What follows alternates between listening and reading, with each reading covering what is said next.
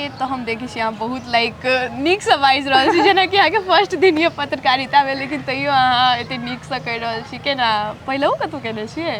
पहले तो नहीं केने छियै, सही में हम पहिल दिन छै जिंदगी में, होइ छै लाइफ में बहुत चीज फर्स्ट टाइम होइ छै।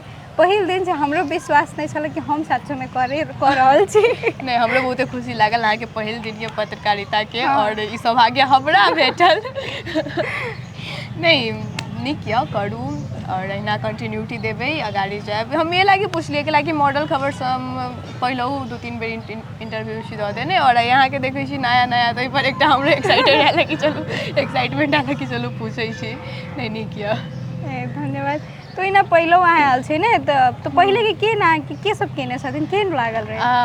हमरा तो सुजीत झा छथिन एकटा ओतै के पत्रकार, ओ हमर इंटरव्यू लेने छलखिन हँ। 2 बेर छथिन शायद लेने। हाँ, यहाँ पहिलहु 2 बेर में आयल, चाहे तेसर बेर भऽ गेल, तेसर बेर हैट्रिक भऽ गेलै ने।